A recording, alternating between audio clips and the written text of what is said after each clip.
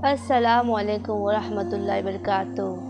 जो लोग भी अपनी ज़िंदगी इस सोच के साथ गुजार रहे हैं कि चाहे हम लोग नमाज़ें पढ़ें या ना पढ़ें, चाहे नेक अमाल करें या ना करें, चाहे हम अपनी ज़िंदगी ऐसे ही गुमराही में मौज मस्ती में अपने हिसाब से अपनी ज़िंदगी जैसे भी चाहे वैसे गुजार दें, तो आप लोग समझ लें कि आप बहुत बड़ी गलतफ़हमी का शिकार हैं। आपको पता है वक्त की कितनी बड़ी अहमियत है।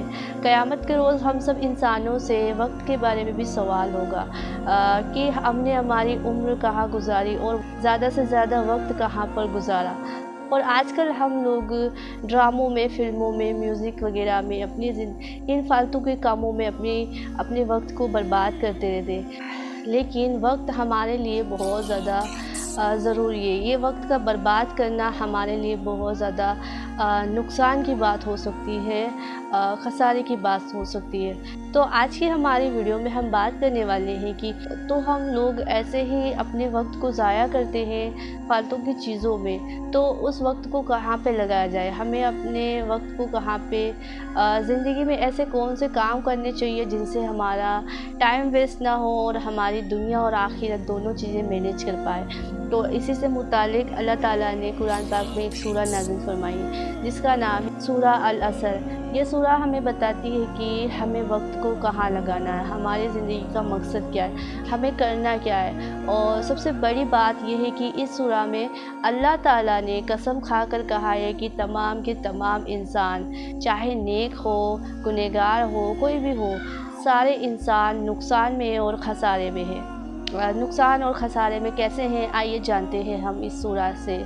सूरा अल असर, इस सूरा में अल्लाह ताला ने कसम खाई है कि वल असर, कसम है ज़माने की, इन्नल इंसान लफ़ी खुस्र, कि तमाम के तमाम इंसान जो है ख़सारे में है, नुकसान में है। तो इंसान नुकसान में है, तो नुकसान से बचने वाले लोग कौन हैं? वो लोग कौन हैं जो नुकसान से बचे हुए हैं, जो नुकसान में नहीं है, वो इस सूरा में आगे बताया गया है। अल्लाह ताला आगे फरमाते हैं कि इल्लल्लज़ीना आमनू व आमिलुस्सालिहात, मगर वो लोग जो ईमान लेकर आए और नेक अमाल किए, यानी उन सब बातों पर ईमान लाना जिन पर ईमान लाने का हक़ है, अल्लाह पर, क़यामत पर, रसूलों पर, अल्लाह पाक के कुरान पाक पर, इन सारी चीज़ों पर ईमान लेकर आना।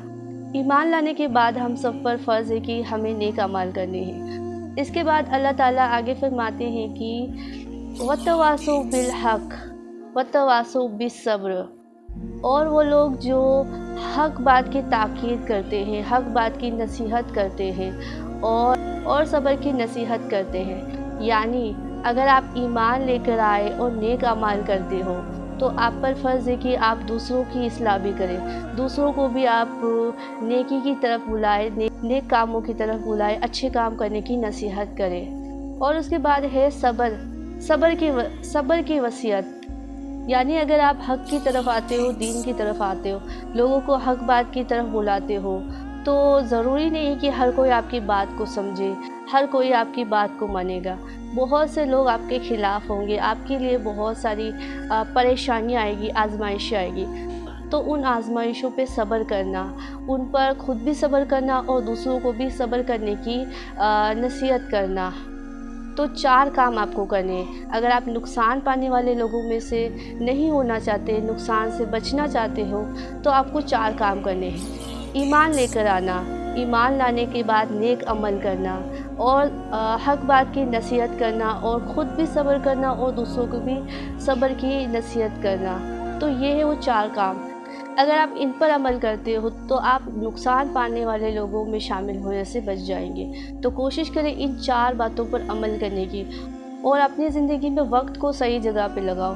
फालतू की चीज़ों में अपने वक्त को ज़ाया ना करें। जो चीज़ें आपको आपकी आखिरत से गाफिल करें, अल्लाह ताला से दूर करें, उन सारी कामों को छोड़ें और उन कामों को अपनी ज़िंदगी में शामिल करें जिससे आप अल्लाह से करीब हो, जो आपको नेकी की तरफ ले जाए, जिससे आपको दुनिया और आखिरत दोनों में कामयाबी हो।